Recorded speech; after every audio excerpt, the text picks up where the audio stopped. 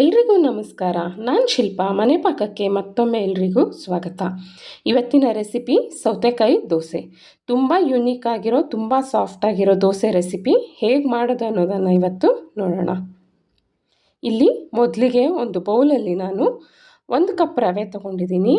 ಅದಕ್ಕೆ ಅರ್ಧ ಕಪ್ ಅಕ್ಕಿ ಹಿಟ್ಟನ್ನು ಹಾಕಿ ಚೆನ್ನಾಗಿ ಒಂದು ಸಲ ಮಿಕ್ಸ್ ಮಾಡ್ಕೊಂಡಿದ್ದೀನಿ. ಇದಕ್ಕೇ ನಾವು 1 ಕಪ್ನಷ್ಟು ಮೊಸರು ಹಾಕ್ಕೊಳ್ಳೋಣ. ಮೊಸರು, ಅಕ್ಕಿ ಹಿಟ್ಟು, ರವೆ ಎಲ್ಲ ಚೆನ್ನಾಗಿ ಮಿಕ್ಸ್ ಆಗೋವರೆಗೆ ಮಿಕ್ಸ್ ಮಾಡ್ಕೊಳ್ಳಿ. ಹಾಗೆಯೇ ಇದನ್ನು ಅರ್ಧ ಗಂಟೆ ರೆಸ್ಟ್ ಮಾಡಿ. ಈಗ ನಾನಿಲ್ಲಿ 3 ಚಿಕ್ಕ ಸೌತೆಕಾಯಿ ತೊಗೊಂಡಿದ್ದೀನಿ. ದೊಡ್ಡ ಸೌತೆಕಾಯಿ ಆದರೆ ನೀವು 2 ತೊಗೊಳ್ಬೋದು. ಸೌತೆಕಾಯಿ ಪೀಲ್ ಮಾಡೋ ಅವಶ್ಯಕತೆ ಇಲ್ಲ. ಇಲ್ಲಿ ತೋರಿಸಿರೋ ಹಾಗೆಯೇ ಸ್ವಲ್ಪ ರಫ್ ಆಗಿ ಚಾಪ್ ಮಾಡ್ಕೊಳ್ಳಿ. ಈಗ ಸೌತೆಕಾಯಿಗಳನ್ನು ಒಂದು ಮಿಕ್ಸರ್ ಗ್ರೈಂಡರ್ಗೆ ಹಾಕ್ಕೊಳ್ಳಿ.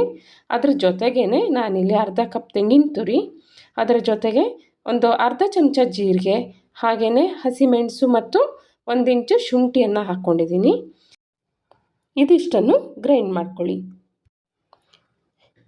ಈಗ ಇದಕ್ಕೇ ನಾವು ಮೊದಲೇ ನೆನೆಸಿಟ್ಕೊಂಡಿರುವಂಥ ರವೆ ಮತ್ತು ಅಕ್ಕಿ ಹಿಟ್ಟಿನ ಮಿಶ್ರಣವನ್ನು ಹಾಕ್ಕೊಳ್ಳೋಣ. ಇನ್ನೊಂದು 2 ನಿಮಿಷ ಇದನ್ನು ಚೆನ್ನಾಗಿ ಗ್ರೈಂಡ್ ಮಾಡಿಕೊಂಡ್ರೆ ಈ ರೀತಿಯಾದ ದೋಸೆ ಹಿಟ್ಟು ನಿಮಗೆ ಸಿಗುತ್ತೆ. ಇದಕ್ಕೆ ನಾನೀಗ ರುಚಿಗೆ ತಕ್ಕಷ್ಟು ಉಪ್ಪು ಹಾಕ್ಕೊಂಡಿದ್ದೀನಿ. ಉಪ್ಪನ್ನು ಚೆನ್ನಾಗಿ ಮಿಕ್ಸ್ ಮಾಡ್ಕೊಳ್ಳಿ. ಈ ಹದದಲ್ಲಿರೋ ದೋಸೆ ಹಿಟ್ಟು ನಿಮಗೆ ಸಿಗುತ್ತೆ. ಈಗ ಕಾವಲಿಯನ್ನು ನಾನು ಕಾಯಿಸ್ಕೊಂಡಿದ್ದೀನಿ. ಸ್ವಲ್ಪ ತುಪ್ಪ ಹಾಕಿ ಇದನ್ನು ಚೆನ್ನಾಗಿ ಗ್ರೀಸ್ ಮಾಡ್ಕೊಳ್ಳಿ. ಈಗ ಒಂದು ಸೌಟಿನಷ್ಟು ಹಿಟ್ಟನ್ನು ಹಾಕಿ ಎಷ್ಟು ತೆಳ್ಳಗಾಗುತ್ತೋ ಅಷ್ಟು ತೆಳ್ಳಗೆ ನೀವು ಇದನ್ನು ಸ್ಪ್ರೆಡ್ ಮಾಡ್ಕೊಳ್ಬೋದು. ಇದನ್ನು ಮುಚ್ಚಿ ಒಂದು 2 ರಿಂದ 3 ನಿಮಿಷ ಸಣ್ಣ ಉರಿಯಲ್ಲಿ ಚೆನ್ನಾಗಿ ರೋಸ್ಟ್ ಮಾಡ್ಕೊಳ್ಳಿ. ಈಗ ನೋಡಿ, ಈಗ ಚೆನ್ನಾಗಿ ಕೆಂಪಾಗಿದೆ ದೋಸೆ. ಒಂದು ಅರ್ಧ ಚಮಚ ತುಪ್ಪ ಅಥವಾ ಎಣ್ಣೆ ಏನು ಬೇಕಿದ್ರೂ ಹಾಕ್ಕೊಳ್ಬೋದು.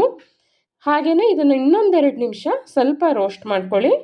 ಈಗ ನೋಡಿ, ನಿಧಾನಕ್ಕೆ ದೋಸೆಯನ್ನು ತೆಕ್ಕೊಳ್ಳಿ. ದೋಸೆ ರೆಡಿಯಾಗಿದೆ. ತುಂಬ ರುಚಿಕರವಾದ ಹೆಲ್ದಿ ಸೌತೆಕಾಯಿ ದೋಸೆ ಸವಿಯೋದಕ್ಕೆ ಸಿದ್ಧವಾಗಿದೆ.